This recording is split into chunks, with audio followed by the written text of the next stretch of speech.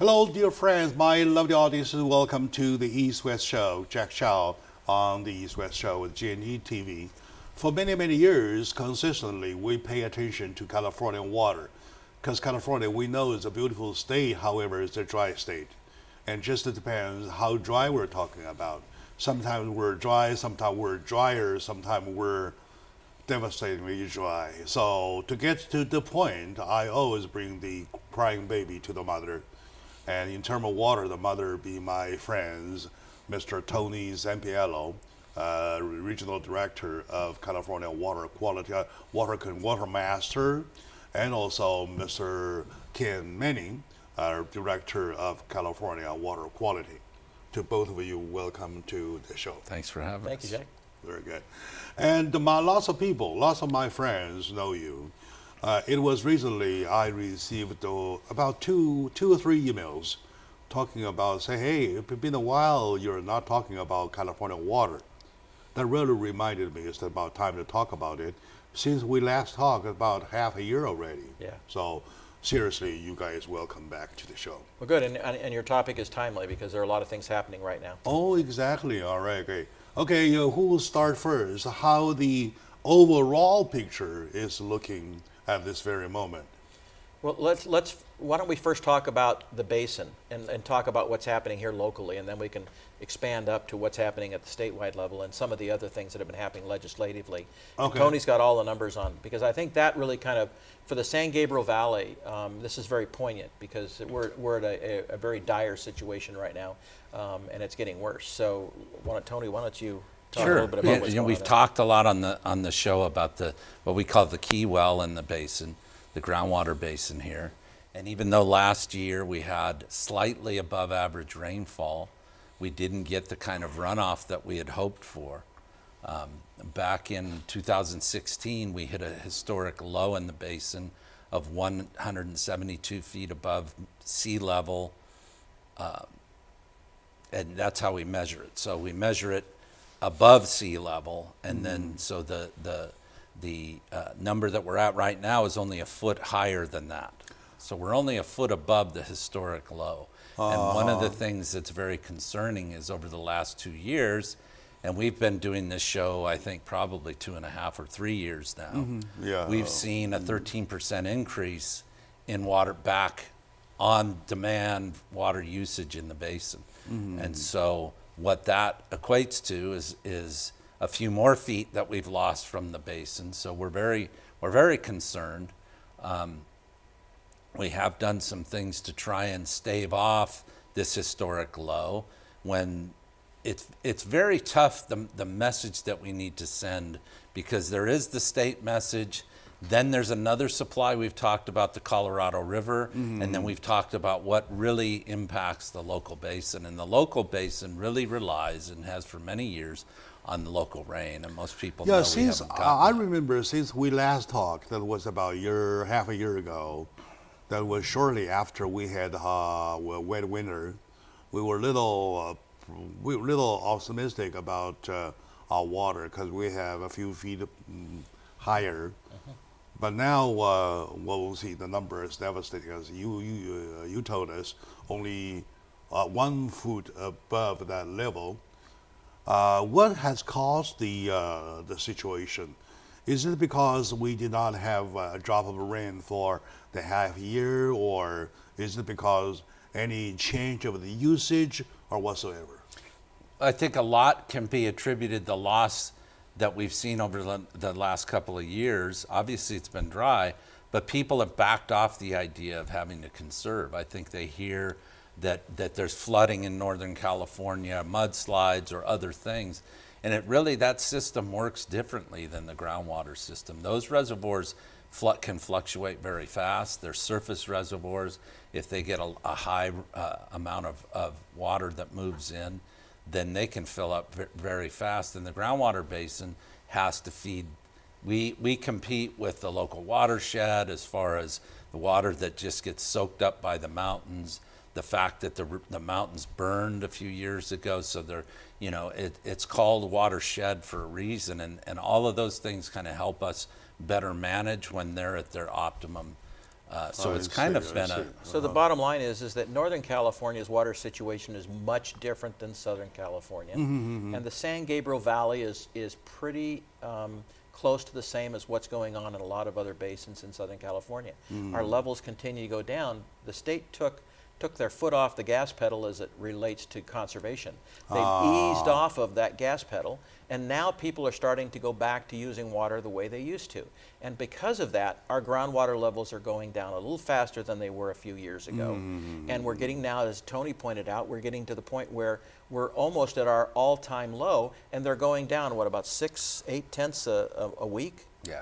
So you can Oh. imagine, until we get rain, that 1 foot, which is about 173 feet right now, that's going down about 8 tenths of a foot every week. So That won't last long. No, within a month we're going to be below Yeah. our all-time low here in the San Gabriel Valley. Yeah. So here in the San Gabriel Valley, we really need to be starting to think about conservation again. Now, fortunately, the state of California, they realized they really made a mistake when they said, stop, you don't need to conserve as much anymore, because we had that one good year. The reality is we need to go back to the conservation. And so the state of California enacted new conservation measures that people are going to start to hear about in the next few months. The overall concept is conservation, the California way of life. And what they did are two bills that passed. It was SB 606. Okay, we'll hold on to that because we really want to later on come back to focus on on what we want to do. Right. Okay. Now, trying to understand the whole picture, though. I know the part that got my bell, or that got my bell off, was that last time I recall, you mentioned the groundwater as the bank water, Yes. right? So our saving bank. In other words, are we digging our saving bank now, and the bank water is getting down and down? Yes, Yeah. exactly. Right. And we haven't, it's in accounting, there's a term that's used as balanced account. And balance means either the same or more going in Yeah, than you're going right, out. right. And we're still in a situation like With we talked 1/8 about. of an inch per week, though, you're talking about this one food will last about Half a foot. No, we're talking 6 to 8 tenths of a foot. So that's a half a foot or more every week. So within a couple of weeks, we're going to be down at the all-time low. By the end of this next month, we are going to be below. That's very devastating. Yes. Very devastating. Has that been brought to a certain level, like say to the legislature, or of course I know this is why we're here is the fact that we want to bring it to our people, our consumer, who are the ones who directly starting at their conservation, right? So, and do we still do the same thing? To reach out to the community, to reach the legislator, to organization whatsoever? It looks like it's quite a critical condition, because Yes. it's a critical time now. Well, one of the things that we do is we regularly report all this information to the state, but we also go back to our board, which are all of the companies that serve the people that are watching now. And so we have a plan that we developed back when we hit the other low that now we're going back and revisiting, talking about if it could continue another year, because keeping in mind there's an annual cycle for the basin anyway. And so in September of 16 is when we hit that low.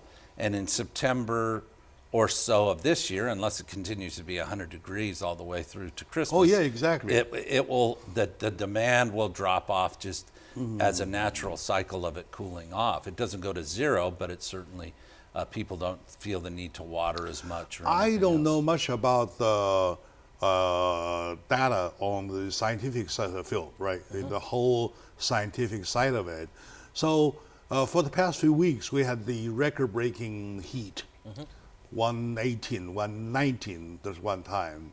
So does that relate to cause the evaporation will cause the water going down? Well, the heat, more than anything else, when you get to those high numbers of heat, 112, 115, then you start getting, what people do is they'll start watering their plants and are outside. Remember, 75% of the water that most people use in their home is outside. Yeah, you mentioned that. So Yeah, what yeah, happens yeah, is you yeah. start watering your grass more, you start watering your plants more, your pools do evaporate more. So you end up using a lot more water during those periods of time, and that doesn't help the situation. So this whole idea of changing out your landscapes does come back into play, and encourage people to do that. In other words, it's not evaporation. Evaporation itself is the consequences of the extreme Yes. heat. Yes. Right. Okay, my dear friend.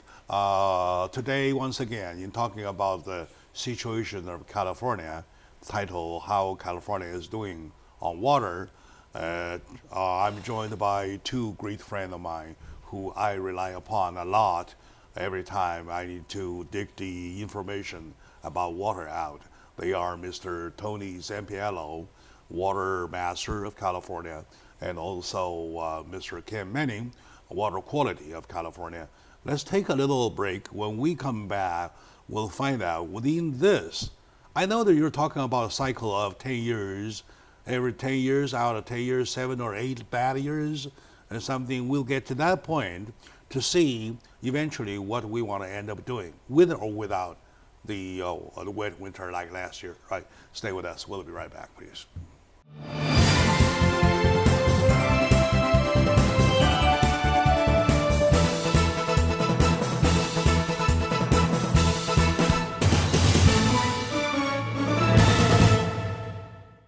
Hello, dear friends, lovely audiences, ladies and gentlemen, dear brothers and sisters of California. Welcome back to the show talking about California water. We know we do have a constant talk about California water because of California never has enough water, especially southern part of California. Even though northern part of California this very moment as we're talking about, they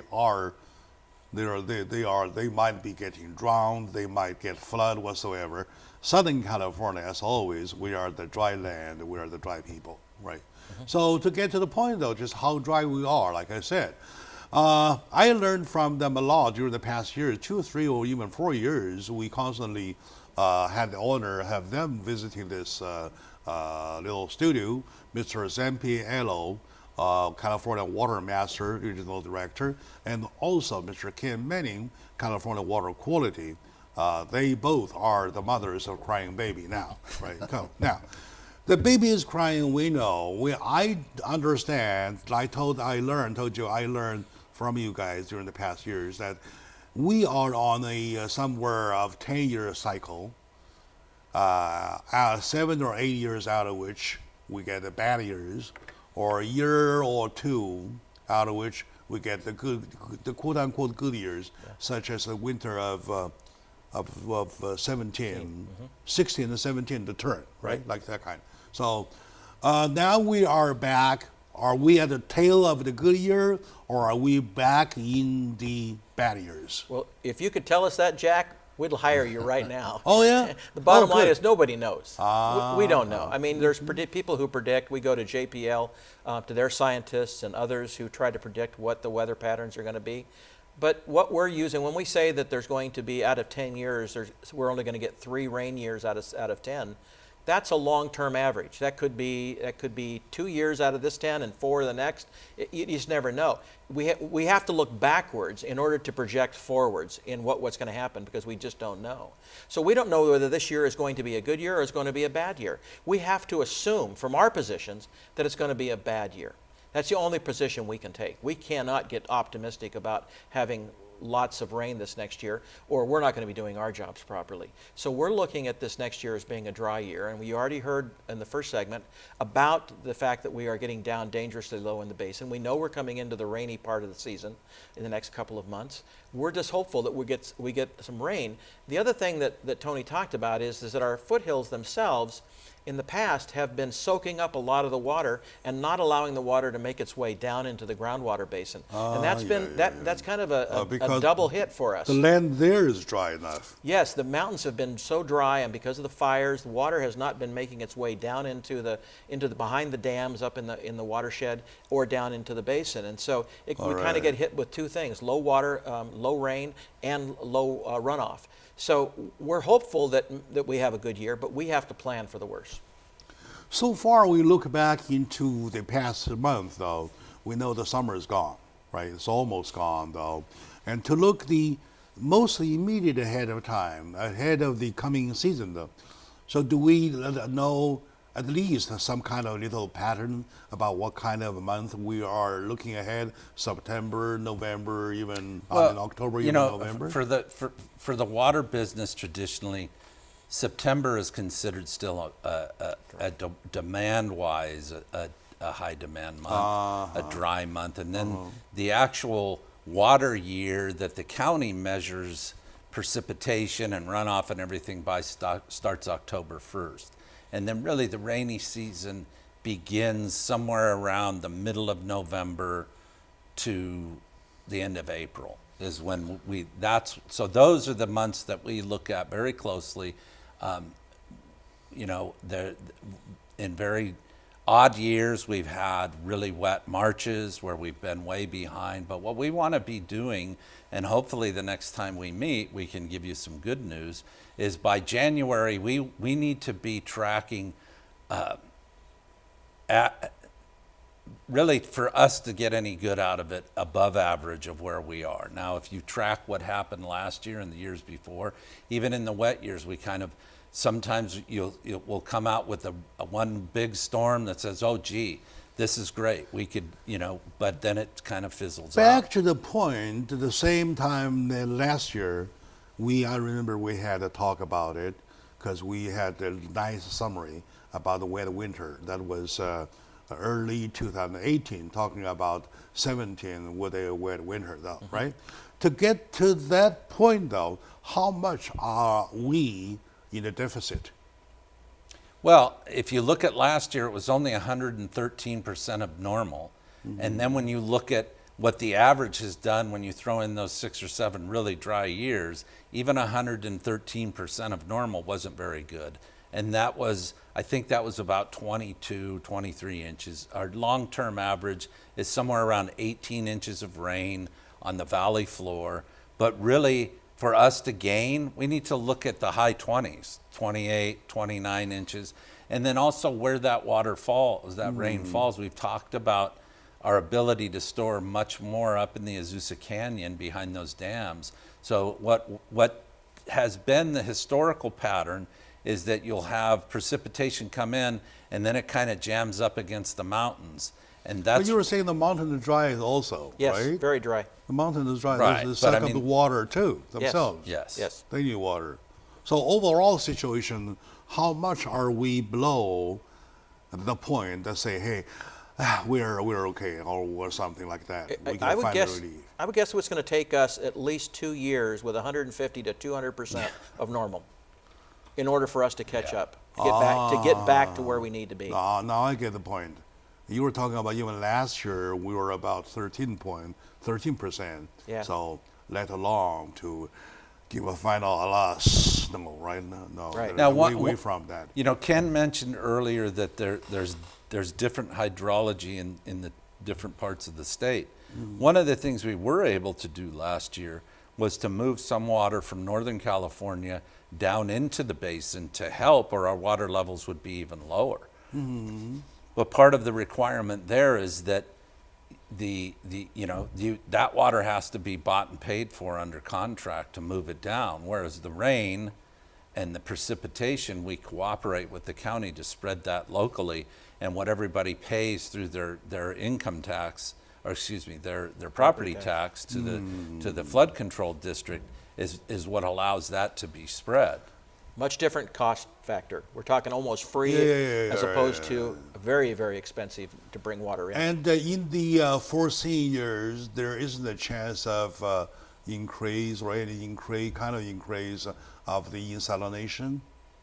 Well, desalination is something that's being desalinization, yeah. Desalination is something that's being explored in different parts of the state. There's already a large desalinization. As a matter of fact, the largest desalinization plant in the country is operating in San Diego. It develops about 1 million gallons of water a day, and it goes to the San Diego city and county area. It's about 8% of their need. So it's a good source. It's not a silver bullet. It doesn't solve their water problems, but it does help. There is a desalinization plant that's being planned for in Los Angeles County, and it's going to take a decade probably for that project to come on board, and it'll supply approximately the same amount of water, probably maybe only 5% of the water that's going to be necessary in LA County. And the major recipients of that water are going to be along the coast, because the major cost of that water is going to be pumping it uphill to get to us. So what we would do is offset and get some of the water that would normally go down to the lower part of the basin, maybe shift to the upper part. And we can do those kinds of things for free, as opposed to pumping it up north. And then there's also a water recycling program that's being developed by the Metropolitan Water District, that's going to take a lot of water and reuse it and pump it back up into the San Gabriel Basin. And Tony's agency is working with the Metropolitan Water District That's right the part now. so you talk about moving. Yes. Moving water. Right? Yeah, that's one where this is a discharge that goes to the ocean every day. So the idea is to treat it to a much higher level and move it up and store it in the groundwater basin. Just like they do in Orange County. Orange County has a similar program. And so we've done some of the preliminary engineering work on that to see the amount of water, whether we could store it under current The conditions. reason I'm asking, I'm checking everywhere, is just for the purpose to look around every directions to see have we tried at our best, right? The answer is that we tried and everywhere, and it looks at, except to pray for God, for Mother Nature to give us more water. In addition to that, or aside from that, our only way is to Yeah, I mean, we're ourselves. the biggest problem is that huge projects like this, unfortunately or fortunately, take a long time, Takes a long time, to go yes. through the environmental review, the engineer. You're talking about a 50-mile pipeline going through existing cities and things like that. Yeah. So that's, the way that we plan in water is short-term, mid-term, and then long-term. And that's that, they've already built, and it's almost up and running, the test treatment facility, 1 million gallon a day, or is it 10 million gallons a day? No, it's a million. good million gallon a day. desalinization, yes. The treatment of this recycled water. Oh, So they're recycled water, working on that now, and then once the bigger plant gets designed based on a history of running on that. So in other words, it is almost confirmed, or it is already confirmed, that there is no extra water coming. Well, I can tell you that there's no stone has not been turned over looking for water in ways that we can find water here in Southern I California. see. We're pulling water from the Colorado River as much as we can, and there's a shortage on the Colorado River. We're pulling water from Northern California through the State Water Project. We're doing, and we're going to continue to work on conservation to help save water.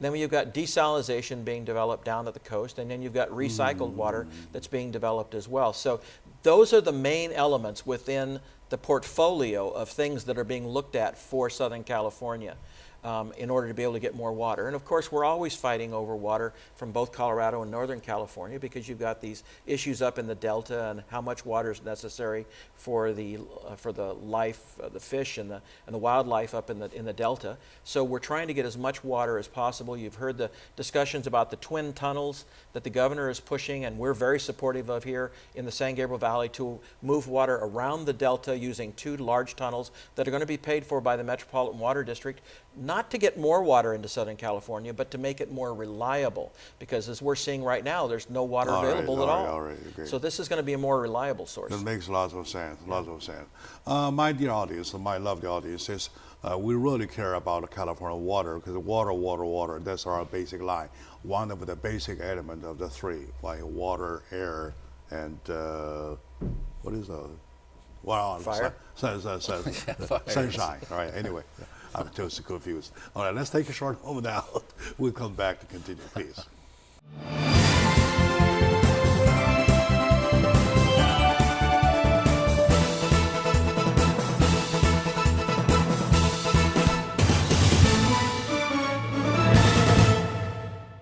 Hello, dear friend, lovely audiences. Welcome back to the show.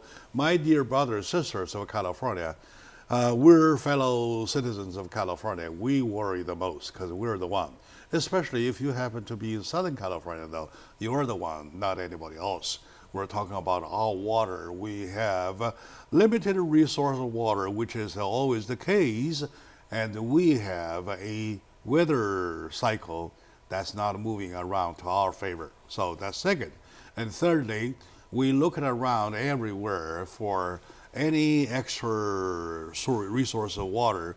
Like if we quote from him, we flip it around every stone to see if there's a water underneath. We check, it all needs to be checked. There doesn't look like there's any hope. The only hope is ourselves. If you had to ask anybody, well, we can ask God, put your hands together, pray for God, that's one thing. But in reality, you really have to ask yourself what you can do, right? You mentioned about a while ago about the state measure. The state want to do something. The state of California for a while left their food off the gas panel, so call it break, I believe you say, rather than break. And right now, what are they doing up there, the state? Well, the states recognize that they need to have a long-term conservation program in place that's going to span both the wet years and the dry years in order to be able to make sure that we in California, all of California, Northern California and Southern California, are saving as much water as we can in order to get it to where it's needed. And so the state enacted 2 bills this last May, and the governor signed them. And what it does is it puts into place a series of actions that the State Water Resources Control Board is going to make over the next couple of years. They're going to require some of the things that we talked about a few years ago that were conservation measures and put those into permanency. One of the things that's been talked about a lot is the concept of every person using only 55 gallons of water per day on the interior of their home. And that may sound like not a lot of water. The fact of the matter is that's not going to be difficult to do for most Californians. By the way, pause a little bit. 55 gallons, that's a big amount of water already. Yeah, that's actually a lot of water. Yeah, if you do not live a luxurious life, like say take a shower for 35 minutes, right? Probably that's enough. I thought you were going to say take You know a shower why I every say day. that? I have a fish tank at home that holds 280 gallons of water. Right? I can dig my whole body into it, and it still without hurting the fish. Yeah. That's how big the tank is, right?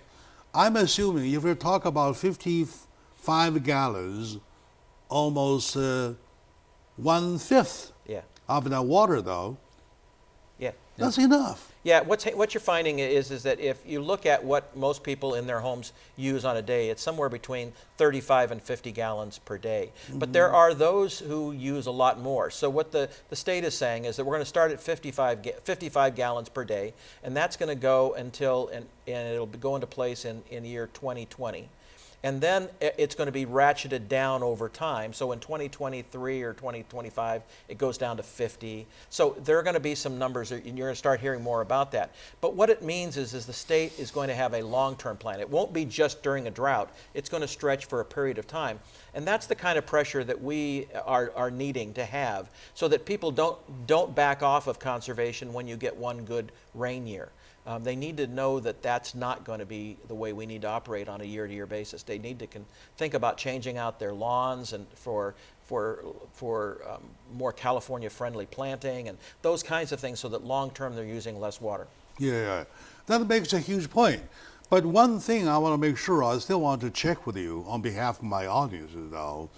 They may call it 55 gallon, they may call it 50 gallon, they may call it 45 gallon, whatsoever. Is there any way to make sure it flies, it goes that way? In other words, what if somebody goes beyond? Right? Yeah. Is that a penalty? It's actually a penalty to the agency to force them to enforce it upon their customers. Yeah, the state doesn't have authority to come back at you for using more than 55. But what they do is they'll go to the water agency that serves you water, and then they'll force you to use 55. They'll put restrictions on your water meter, etc. So those are the kind of things that'll happen. Yeah, that's exactly the point. That's exactly the point. You're talking about that's down to the very point to consumers, though. There are all kinds of consumers, right? You have to make sure that you do have a majority of them who will, with the goodwill of rationality. They understand the situation. They do things in a way rationally, right? So now there are people, and there are even rich people, Like say in Beverly Hills, I have money. Yeah. I have everything. Money can move around everything. So what could be the restrictions, or are there restrictions for all the different kinds of people? It ranges from warnings to fines to actually either cutting off service or putting restrictors. You put a restrictor plate in the meter, and there's only so much that you can get out of it. That I agree. Yeah, that I agree. Yeah, we human beings used to live in the jungle, right? We created everything. When later on and on, generation after generation, there is a generation who take everything for granted. For themselves. They thought they deserved, as long as they breathe, they deserve to live in this style like that. However, if we want to make a call on behalf of the third party, when I may say the third party, I may say God. Right? The third party will say, wake up, baby. I have only this little to give you, so you got to conserve yourself. Yeah. And this baby may not be able to realize that. They may say, I have lots of money. Well, that's your thing. I like your restrictor idea. Right? Yeah, we know that there'll be people who will abuse it, but it's up to the individual water companies to make sure that those people understand. One thing that we did find during this last drought is that the voluntary requests of people to conserve water worked. It worked very well. So Californians out there are willing to do their part to save water. We just need to make sure that they make that a way of life, not just a one-year thing. It's got to become a way of life. And also I like the part, the incentives.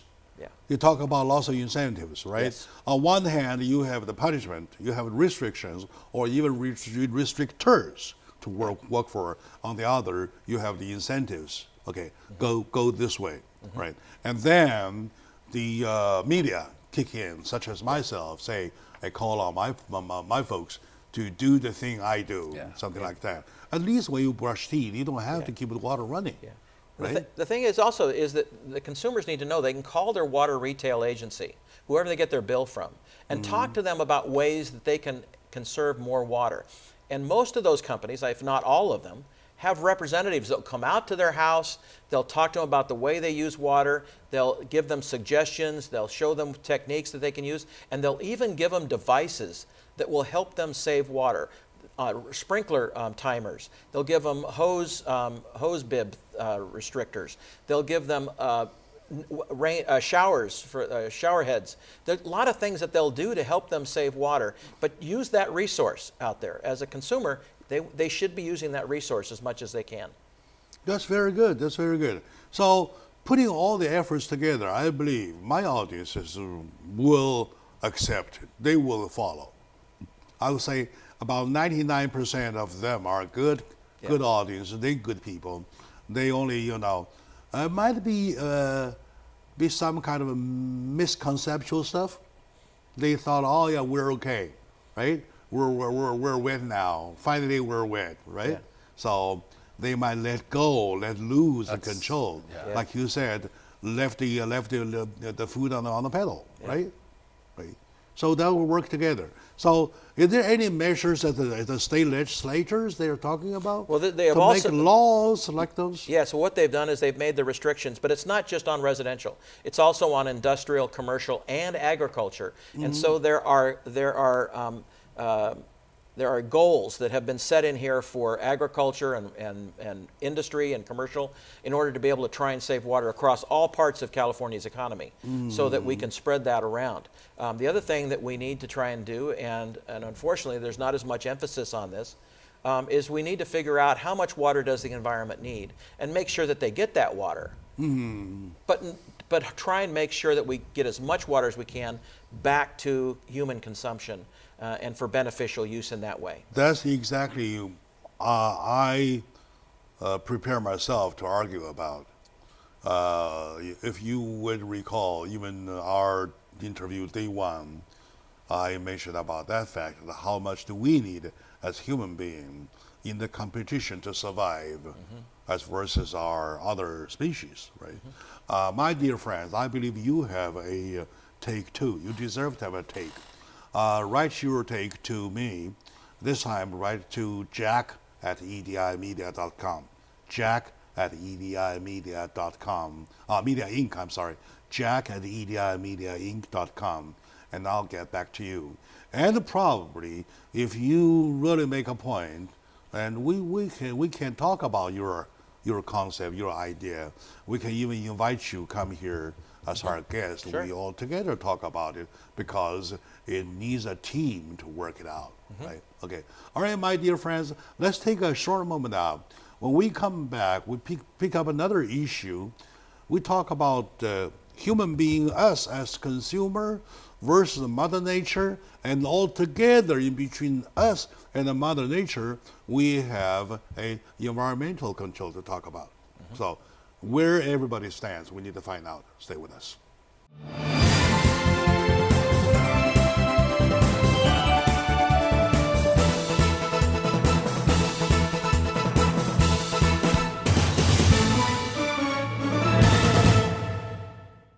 Hello, dear friends, lovely audiences. Welcome back to the show, Jack Chow on the East West Show with GNE TV. For quite some time, at least if I recall, 3, 4, 5 years, we constantly find time to talk about California with the subject water. We know California is beautiful, but California is also known as a dry land. We're so dry. We are very, very, very, very dry. Our drivers even do not know how to drive in the rain because we never rain. Like my son, and he never once did come to a time that was raining outside and he was driving. Either driving he's in the house or never see the rain on the outside, right? Like that kind of thing. So this describes California.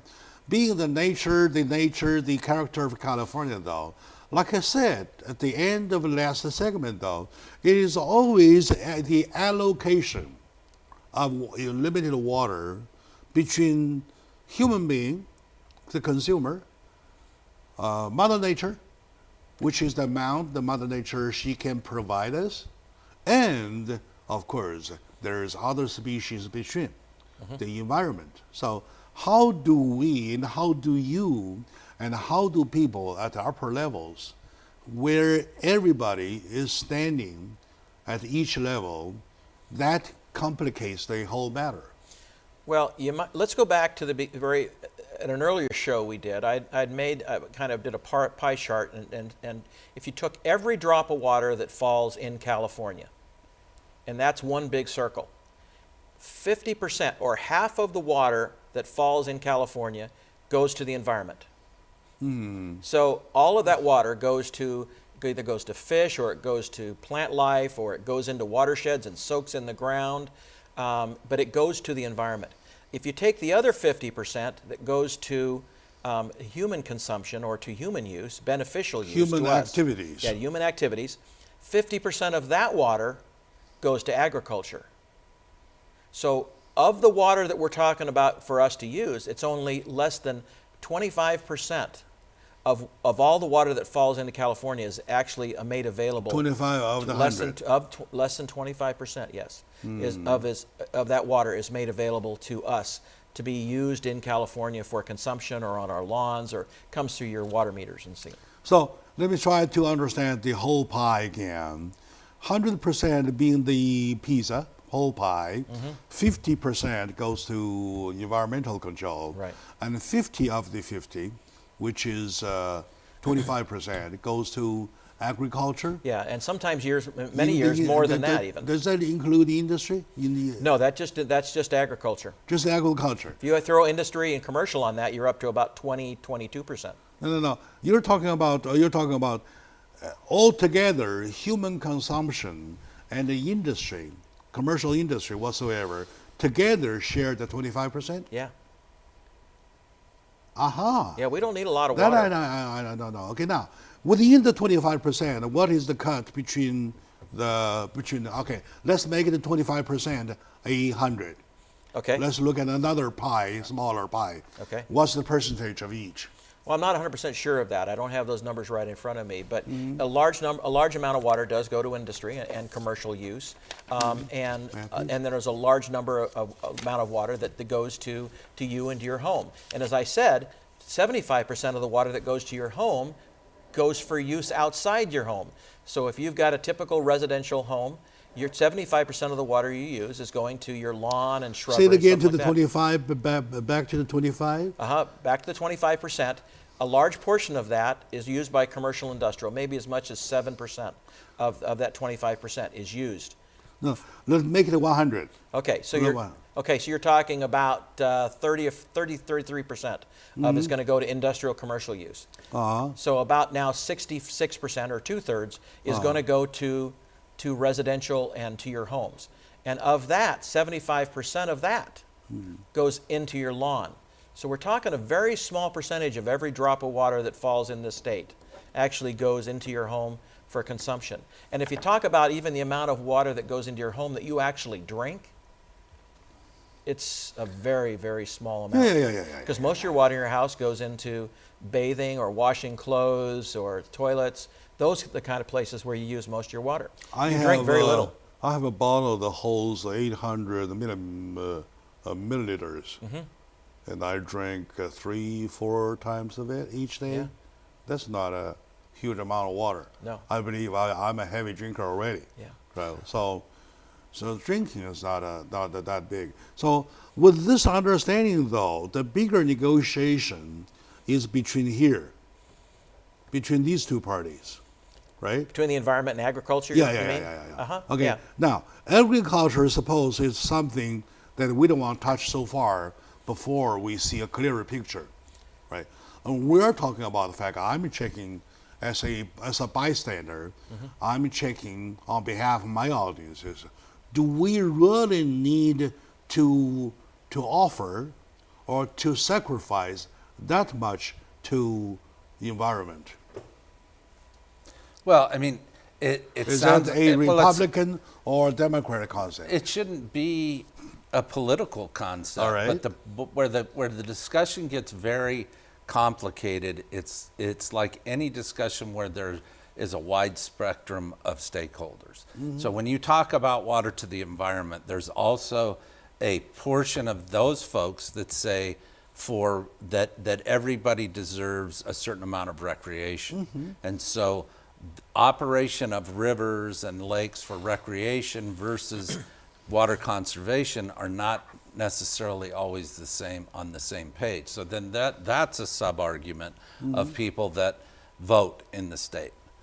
Luckily, Ken and I aren't elected, so we can say, well, we can get fired, I guess, but we can pretty much say that, and so that's where all of these discussions, all of these projects and things get bogged down, because it's you mentioned as kind of a joke that Ken and I are the mothers of crying babies. Well, water has a lot of crying babies that want to use it for different things. And so the challenge that we have is one of the things that we didn't point out when Ken was talking about the progress we made is we've recovered a huge amount of water in the basin by cleaning it up and using it, instead of just saying we're going to go to another source.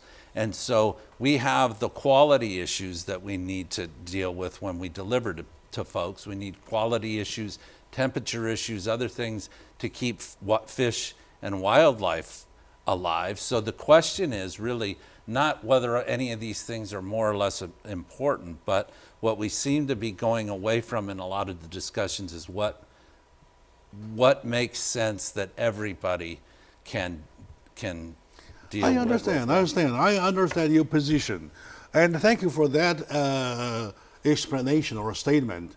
I used to think up till now, you're the mother of the crying baby. As a matter of fact, you guys only the nurse, the babysitters. Yes, that's probably a closer Yeah, analogy. the babysitters. The big mother is this part. Yes. The big mother is here. The 50% And of so it. there are The people that environment, say, well, yeah. just don't grow as much crops. The problem is that California feeds a good portion, if not most, of the nation. So that has whether people want to face that or not, that has economic impacts, that has social impacts to people, that has. If somebody stands up, right, to call for a reduction of the 50%, say, hey, we do not need to sacrifice 50%. Let's do 10% reduction.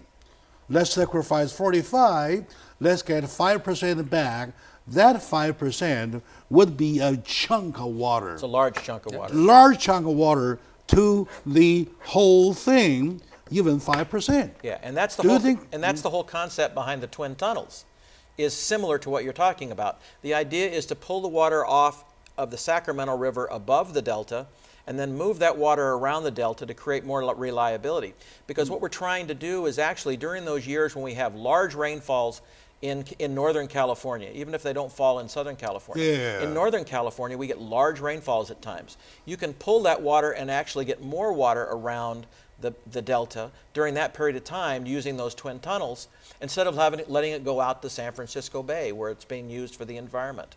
Okay, let me understand the water politics a little bit, if there is politics in water, though.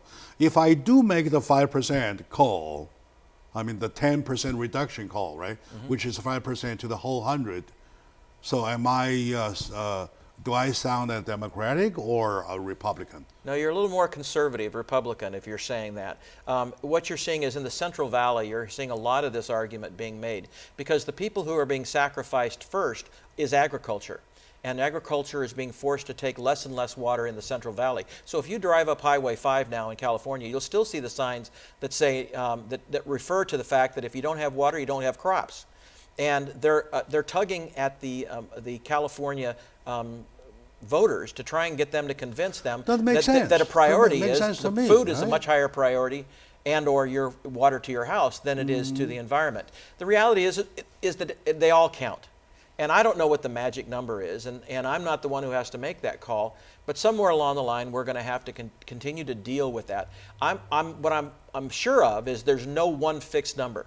You can't just say 5% because 5% this year is much different than 5% next year or the year after. So what you have to do is you have to get some thoughts as to what you want to accomplish.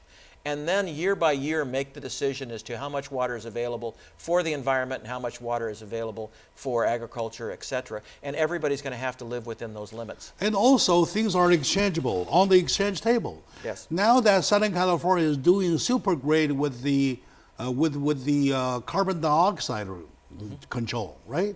So for that, in exchange, give us 5% of water. How about that, right? So I am talking about. Okay, now, on a fair basis, from Mother Nature point of view, everything is equal. They deserve a right, all right? Even the lizards, they deserve the same right to live for as I do. I don't argue on that part. But when crisis comes, right, do we save human first? I'm not going to make that call. I agree. The answer is yes. I mean, obviously, the answer is yes. But it's not as simple as just saying that. What we need to do is understand that all aspects of the environment, and which includes us, needs to be taken care of. And we need to be able to make sure that we make our water distribution in a priority way. I know. And so that everybody is able to get some water. Are there going to be years where we take away water from the environment? I believe that yes. I think that's going to be necessary. Okay. So. You said where you are. Let me ask Tony. Tony, suppose there's an air crash, all right? And I and my dog are the only survivors, right? We're both bleeding to the same amount of water, same amount of blood. At the same time, there's only one doctor, only one injection whatsoever. So, to who needs to be saved first? Jack Chow or Jack Chow's Well, dog? I've never met your dog, so I don't know. I've never met your dog, so No, just to say my dog is as lovely as I am. That's the logical step. But Yeah. see, here's where we are in California with a lot of the issues, even that Ken and I deal with in the San Gabriel Valley. This is a better analogy. The three of us decide that amongst us, we need to lose 100 pounds. And so you say, I'm in as long as you guys are eating a salad and I'm still eating In-N-Out. And so collectively, we lose the 100 pounds. We need to get to where all of us say, let's let's put together a diet we can all live with and get to that 100 pounds. And those are the policies that are very frustrating. That's why I like to have Tony with me. He's a here. better See? politician. And that's why it's very frustrating to when you He's a try better politician. when you try to make that case in Sacramento to the elected people, it's very hard for them to understand. very- It's not that simple. I'm only joking around to loosen up a little the tension. The tension is so seriously tight here, and I call upon my audiences to follow the call. Please conserve water, right? It looks at the end of the day, after looking around everywhere, even check with Jack and his dog versus his dog, though, we have no solution at all but one thing, to conserve on your water usage, right? We're over time. I need to wrap it up. With me, my friend, Mr. Ken Manning, Director of Water Quality of Southern California, and also Mr. Zampiello, Director of Water Master of California. Both are the ones in charge of water. I used to call them mother of crying baby being the water. Now I know they're only nurses. The real mother is hidden somewhere anyway. All right, good. So we'll see you probably in September. Yep. Will we see the first rain? How about that? Sure hope. Let's I make a hope so, date. yeah. Let's would be make a great. date. Okay. Let's make a date. All right, good. We'll see you.